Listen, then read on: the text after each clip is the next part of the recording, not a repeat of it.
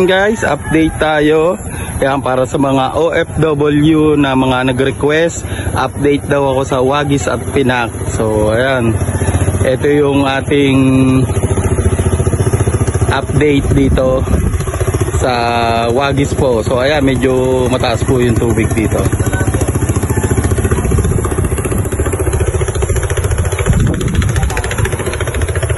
So ayan, shoutout po sa mga OFW na bayani ng ating bansa na nagsusumikap para sa ng pamilya. Ito po ay request nila na videohan ko po daw ang Wagis at ang Pinak. So ayan, shoutout po sa mga bayaning OFW. Nandito na po ngayon sa San Antonio Bay, Laguna. Yung request nyo po, ayan, pupuntahan po natin ang Wagis at ang Purok 7, Sitio Pinak. Tara na! So ayan, kasama natin yung supervisor. Ang ating magandang supervisor. Ulit ko po, shoutout po sa lahat ng OFW na bayani ng masa at ang bayani ng ating bansa na nagsusumikap para sa kanilang pamilya. Request po nila to na videohan po daw natin ang ating lugar at i-update sila.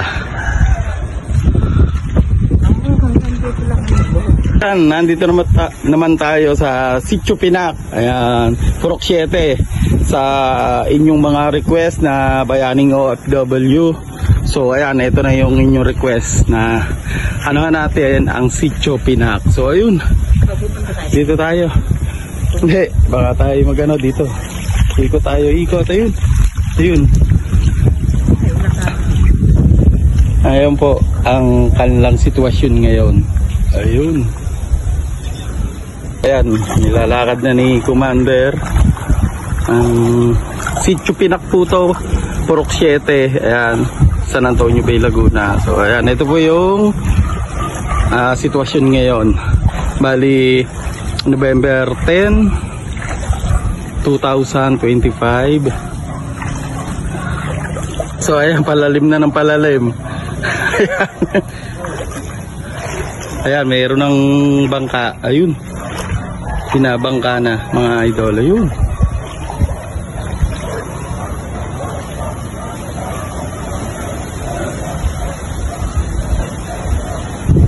So ayun, oh, medyo palalim na ng palalim. Kaya hanggang dito na lang kami. So ayan, baka mabasa na yung aming short. Ayun.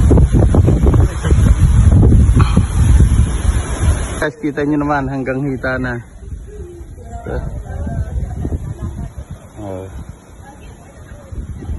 So ayan, naglalakad sila mga idol natin. Ayan, ito yung sitwasyon ngayon. Ayan, yung mga naglalakad. Ayun.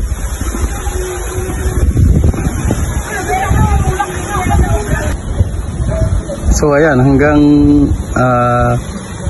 kita na po yung tubig dito. Ito po, Sitio Pinak.